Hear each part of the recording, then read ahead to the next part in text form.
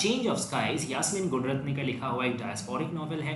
ये 1991 में पब्लिश हुआ था और इसमें दर्शाया गया है कैसे एक श्रीलंकन फैमिली अपना ऑस्ट्रेलिया में अपना ज़िंदगी बसाता है और वहीं पे हमेशा के लिए रह जाता है। तो एक श्रीलंकन आइडेंटिटी से ऑस्ट्रेलियन आइडेंटिटी में कन्वर्ट करना, ठीक है, और एक न्यू कल्चर में खुद को ढल लेना, यही चीज़ को पूरा नॉवेल के थ्रू दर्शाया गया है। इसको पहले टाइटल था how Barry changed his image. Actually ये तब नॉवेल नहीं था, एक शॉर्ट स्टोरी के तौर में ये पहले पब्लिश हुआ था।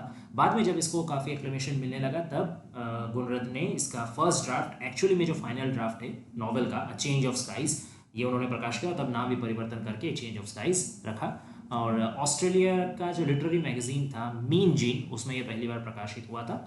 इसमें उनका कुछ ऑटोबायोग्राफिकल एलिमेंट्स भी है क्योंकि गुलरत्ने खुद भी श्रीलंकन बैकग्राउंड की है, लेकिन उन्होंने भी बाद में क्या किया था कि ऑस्ट्रेलिया का सिटीजनशिप एक्सेप्ट किया। अब आ जाता है इसके कैरेक्टर लिस्ट में। तो सबसे पहला है भरत मंगला देवसिन्हा। ये है इस स्टोरी का हीरो, ये प्रोटैगनिस्ट कह सकते हैं। ये श्रीलंकन एकेडमिक है, ठीक है, काफ़ी रिच फैमिली से बिलोंग करता है, क्रिश्चियन सिंघालीज है और इसको 5 साल के लिए ऑस्ट्रेलिया में पढ़ाने जाने का मौका मिला था, तो खैर बाद में वो वहीं बस जाता है। फिर आता है नवरंजनी। नवरंजनी ओरिजिनली श्रीलंका का जाफना से बिलोंग करती है, हिंदू तमिल एक यंग ब्यूटीफुल लड़की है। भरत का ये पत्नी है और भरत का साथ ये भी ऑस्ट्रेलिया में जाके परमानेंटली बस जाती है। एडवर्ड है दादाजी, भारत के दादाजी, ओके। ये भी अपने टाइम में 19th सेंचुरी का आखिर में ये भी ऑस्ट्रेलिया गए थे, लेकिन इन्होंने वहाँ पे बहुत ज़्यादा सुविधा वो कर नहीं पाए थे, वहाँ का कल्चर के साथ ये खुद को एकीभूत नहीं कर पाए, तो वापस लौट के आ गए थे ये। और आखिरी कैरेक्टर है, मतलब आखिरी कैरेक्टर नहीं, मतलब आखिरी मेजर कैरेक्टर है एडविना। एडविना है आपका भारत और नवरंजनी का बेटी। तो उसका अंदर श्रीलंकन कल्चर भी है और उसके अंदर ऑस्ट्रेलियन कल्चर भी है, क्योंकि दोनों ही हिसाब से, दोनों ही बैकग्राउंड से, दोनों ही ओपिनियन से उसको पाला गया है, तो उसको वर्ल्ड सिटीजन का तौर से दर्शाया जाता है। ओके, ये था मेजर कैरेक्टर। सब आ जाता है स्टोरी का समरी में। So let's start. तो स्टोरी का सबसे पहले क्या दिखाया जाता है कि एडवर्ड जो है, एडवर्ड यानी भरत और नवरंजनी के जो ग्रैंडफादर हैं, वो क्या करते हैं, उनका अपने पिता के साथ झगड़ा हो जाता है और इसके लिए वो अपना घर छोड़ देते हैं, श्रीलंका छोड़ देते हैं और वो चल जाते हैं कहाँ, क्वींसलैंड। क्वींसलैंड ऑस्ट्रेलिया का एक प्रोविंस है, जगह है। वहाँ का जो शुगर एस्टेट है, शुगर एस्टेट यानी बड़े बड़े फार्म में वहाँ गन्नों का खेती हुआ करता था और वहाँ से शुगर निकाला जाता था। तो उस प्लांट में या उस प्रोजेक्ट में बहुत सारे एम्प्लॉय काम करते थे, ठीक है। तो वहीं शुगर एस्टेट में वो चल गए थे एडवर्ड। 1882 में वो गए थे और 1887 में वो वापस लौट करके भी आए थे, क्योंकि यहीं 5 सालों में उनको समझ में आ गया था कि ऑस्ट्रेलिया का परिवेश, ऑस्ट्रेलिया का कल्चर उनके लिए सही नहीं है। वो जब गए थे तो अपने एक एक्स हायरलिंग कहा जा सकता है, मतलब उनको पहले एक हायर कर चुके थे ऐसे व्यक्ति, डेविड के साथ गए थे। एस डिवॉनशायर के नाम का एक शिप में ऑन बोर्ड होके वो लोग दोनों गए थे और वहाँ पे जा करके उसको, मतलब एडवर्ड को बहुत ज़्यादा अच्छा रिस्पेक्ट मिला नहीं, बहुत ज़्यादा एक्सेप्टेंस मिला नहीं। वहाँ पे उनको एक कूली जैसे ट्रीट किया जाता था, सब कोई उनको समझता था कि वो एक नॉर्मल कूली है। और जो फार ईस्टर्न वर्कर्स है, फार ईस्टर्न यानी चाइनीज़ या जापानीज़ आप कह सकते हैं, तो उन दिनों ऑस्ट्रेलिया में चाइनीज़ और जापानीज़ वर्कर भी, पुअर वर्कर काफ़ी जाते थे वहाँ एक फाइनेंशियल स्टेबिलिटी का ड्रीम पे।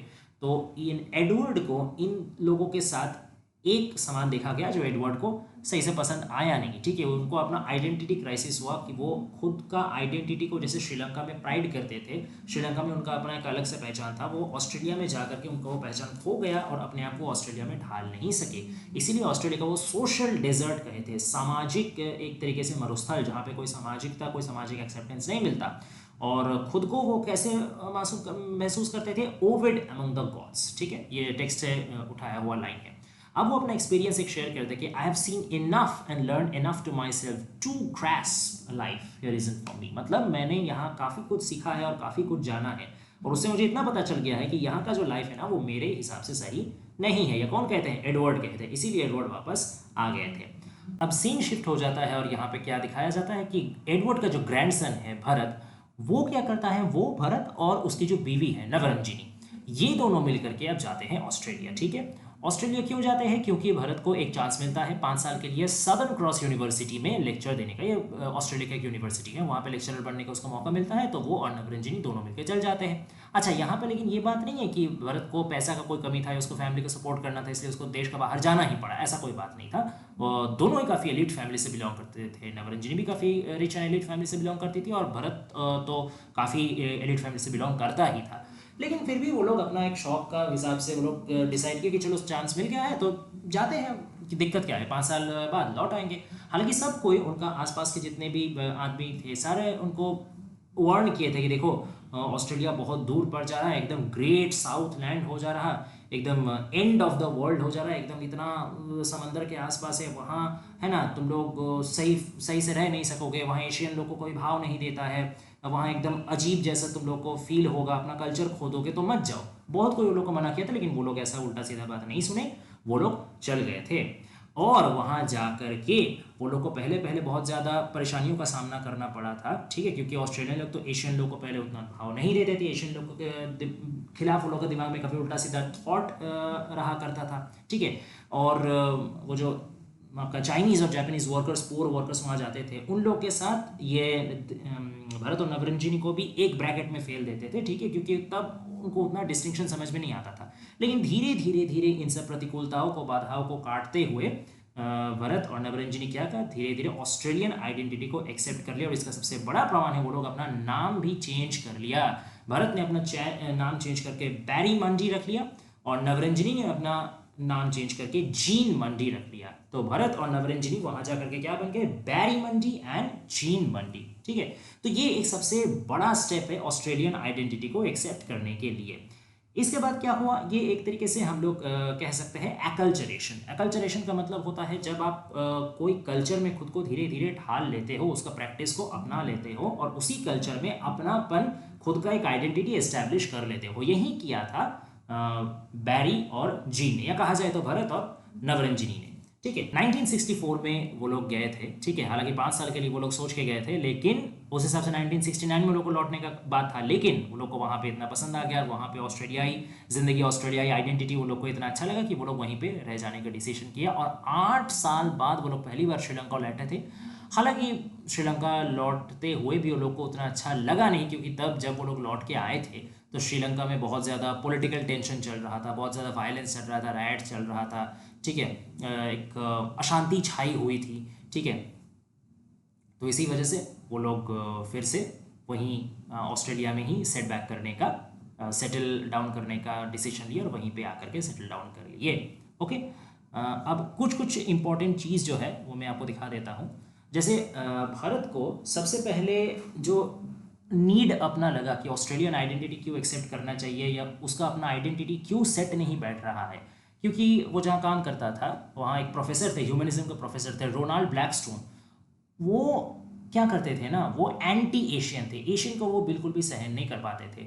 उनका एक थ्योरी था कि एशियंस जो है ना वो ऑस्ट्रेलिया का मतलब जो वातावरण है इसको प्रदूषित कर देते हैं, मांस रोस्ट करके उसका से जो धुआं निकालता है उससे। बड़ी अजीब सा थ्योरी है, लेकिन इतना ज़्यादा उसका मन में एशियन के लिए हेट्रेड भरा हुआ था कि ऐसा वो सोचते थे।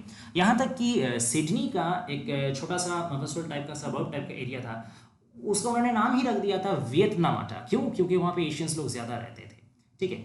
अब क्या हुआ कि बैरी को यानी भरत को, तब तो भरत बैरी बना नहीं था, तो भरत को और नवरंजनी को दोनों को ही लगा था कि उनको जो ये एक स्लैशबैक मिल रहा है ना ये एशियन होने का वजह से, तो एक्चुअली एशियन भी पूरी वो लोग खुद को मान नहीं पा रहे, क्योंकि नवरंजनी हमेशा सोचती थी कि हम लोग एशियन क्यों हैं। वो कभी श्रीलंकन को एशियन नहीं समझती थी। वो जो चाइनीज़ है, जापानीज़ है, जो पोर वर्कर्स वहाँ पे भीड़ लगा के काम करते थे, उसी को वो एशियन समझती थी। लेकिन ऑस्ट्रेलियन तो वो लोग को भी एशियन समझते थे ना। तो ये जो एक गैप रह जा रहा है कि वो लोग खुद के एशियन नहीं समझ रहे, लेकिन ऑस्ट्रेलियन इसको एशियन समझ के ही अंडर एस्टिमेट कर रहा है, डिस्क्रिमिनेट कर रहा है, तो इससे वो लोग काफ़ी परेशानी में आ जाते थे। तो हम लोग जाए तो जाए कहाँ, हम लोग का आइडेंटिटी क्या है। इसलिए वो लोग डिसाइड किए कि कोई बात नहीं, हम लोग ऑस्ट्रेलियन आइडेंटिटी को ही अडॉप्ट कर लेंगे, ताकि यहाँ का सोसाइटी से, कल्चर से घुल मिलने में आसानी हो, ठीक है। और एक चीज़ लेकिन इससे ये हुआ था कि बैरी और जीन दोनों को ही एक और लेवल में भी डिस्क्रिमिनेशन फेस करना पड़ा था, that is on their physical level. Physical level में डिस्क्रिमिनेशन कैसा फेस करना पड़ा था कि वो लोगों का जो इंटेलेक्चुअल खूबियाँ थी या जो कैरेक्टरिस्टिक खूबियाँ थी, उनको हमेशा उन पे फोकस नहीं जा करके पहला फोकस जाता था उन लोग के शारीरिक खूबियों पे। बिकॉज बोथ भरत एंड नवरंजनी, अब भरत या बैरी कह लो, नवरंजनी या जीन कह लो, both were very very beautiful, very very attractive, ठीक है। तो लड़कियां हमेशा, मतलब उसका जो बैरी जो क्लास लेता था, ठीक है, तो वहाँ का जितने भी लड़कियां था वो हमेशा बैरी का मतलब शारीरिक सौंदर्य से आकृष्ट होकर रहते थे, दिन भर उसके पीछे पीछे घूमते रहते थे, उनको उसको चिट्ठियाँ लिखा करते थे।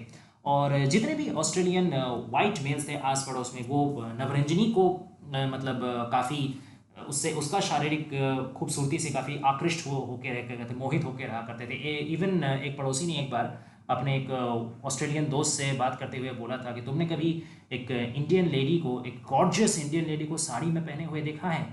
बहुत ही खूबसूरत वो दिखती है, ऐसा लगता है कि जैसे वो एक गॉड्स गिफ्ट हो एक डिजर्विंग मेल के लिए। तो ये सब चीज़ों से स्पष्ट हो जाता है कि उन दोनों को शारीरिक तरफ से या एक भोग का वस्तु जितना ना ज़्यादा समझा जाता था, उतना उन लोगों को इंटेलेक्चुअली केपेबल या उन लोग को मॉरली या साइकोलॉजिकली केपेबल नहीं समझा जाता था, या समझा जाता भी था तो उसमें ध्यान नहीं दिया जाता था।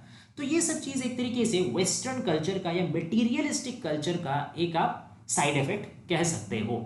ये बाद में बैरी और जीन दोनों को समझ में भी आया था कि शायद हम लोग बहुत ज़्यादा ही मटेरियलिस्टिक हो जा रहे हैं और अपना जो जड़ है, अपना जो रूट कल्चर है, उससे धीरे धीरे अलग हो जा रहे हैं। इसका वजह से क्या हो रहा है कि हम लोग का जो मेन कैरेक्टर है, बचपन से हम लोग को जो शिक्षा मिला है, हम लोग जैसे पले बड़े हैं, तो हम लोग का अंदर का जो मॉरल्स है वो कहीं ना कहीं थोड़ा क्लैश कर रहा है। तो हम लोग को क्या करना चाहिए, एक बार श्रीलंका लौट के जाना चाहिए। देखते हैं शायद वहाँ पे अगर हम लोग दोबारा एडजस्ट हो सके तो ये चीज़ लेकर के वो लोग श्रीलंका लौट के जाते हैं 8 साल बाद, ठीक है, 1964 में वो लोग आए थे, 8 साल बाद वो लोग लौट के जाते हैं। लेकिन लौट के जाके वो लोग पड़ते हैं और एक बड़ा क्लैश में। क्यों? क्योंकि अब उनको श्रीलंका भी उतना ही अजीब और उतना ही अलग लगने लगता है जैसे ऑस्ट्रेलिया उन लोगों को लगा था जब पहली बार वो लोग 1964 में श्रीलंका से ऑस्ट्रेलिया आए थे। क्यों? ये इसका एक बहुत सुंदर सा लाइन है टेक्स्ट में से जो भरत एक्सप्लेन करता है, the past is the nation from which he has emigrated. यानी उसने श्रीलंका से ऑस्ट्रेलिया एमिग्रेट नहीं किया था, उसने अपना पास्ट से, अपना जीवन का पूर्व अध्याय से, इतिहास से ही एमिग्रेट कर लिया था। दैट मीन्स जो श्रीलंका को उसने पीछे छोड़ के आया था वो श्रीलंका अभी नहीं है। 8 साल में श्रीलंका में बहुत कुछ बदला है, और उससे भी ज्यादा बात है कि 8 साल में उसके अपना अंदर में बहुत कुछ बदला है। जब वो श्रीलंका में था, मैं दोनों का ही बात कर रहा हूँ, भरत का भी और नवरंजनी का भी, जब वो दोनों श्रीलंका में थे तब उन लोग का जो माइंड सेट था, तब वो लोग का जो कल्चर था, अभी 8 साल ऑस्ट्रेलिया में गुजारने के बाद, ऑस्ट्रेलियन आइडेंटिटी अडॉप्ट करने के बाद वो लोगों का जो कल्चर है, माइंडसेट है, काफ़ी बदल गया है। और श्रीलंका का भी कंडीशन बदला है, उसमें अभी रायट्स बढ़े हैं, उसमें अभी सोशल टेंशन बढ़ा है, पॉलिटिकल इंस्टेबिलिटी बढ़ा है, ठीक है, सिंहलीज और तमिल में बीच बीच में दंगे होने लगते हैं। तो सारा चीज़ लेकर के बहुत ही एक हॉच पॉच सिचुएशन है, जिसका वजह से ये श्रीलंका उन लोगों को और सेटिस्फाइंग नहीं लगता। यहाँ तक कि उन लोग का जो सबसे क्लोज फ्रेंड थे, फैमिली मेम्बर्स थे, उन लोगों का बात भी उन लोगों को कन्विंसिंग नहीं लगता। उन लोगों से भी वो अपना मन का बात खुल के बोल नहीं पाते, या अपना माइंडसेट को उनको समझा नहीं पाते। हमेशा दोनों के बीच में कम्युनिकेशन गैप, एक जनरेशन गैप जैसा क्रिएट हो जाता है। तो इसीलिए दोनों ने ही डिसाइड किया, बैरी ने भी और जीन ने भी, कि श्रीलंका में, ऐसा श्रीलंका में रहना सही नहीं है, हम लोग इससे तो बेहतर है कि ऑस्ट्रेलिया में ही जा करके रहे, ठीक है। और यहाँ तक कि वहाँ उन लोग को याद भी आता था कि जो प्लम्बिंग सर्विसेज था, ठीक है, जो सिडनी में, ऑस्ट्रेलिया में उन लोगों को मिलता था, जो एक सिस्टमैटिक म्यूनिसिपल सिस्टम था कि आकर के गार्बेज कैरी करके ले जाने वाले, ऐसे छोटा छोटा जो वेस्टर्न कल्चर का या ऑस्ट्रेलियन लाइफ का जो पार्ट्स एंड पार्सल्स था, वो लोग को अभी काफ़ी याद आता है, ठीक है। इसीलिए वो लोग डिसाइड किए कि ऑस्ट्रेलिया में ही लौट के जाना है। अच्छा, एक डिटेल्स में आपको बताना भूल गया कि नवरंजनी ऑस्ट्रेलियन वोकेबुलरी सीखने के लिए टॉक बैक रेडियो सुना करती थी, ठीक है। ये एक शॉर्ट क्वेश्चन के लिए इंपॉर्टेंट है, तो याद रखिएगा।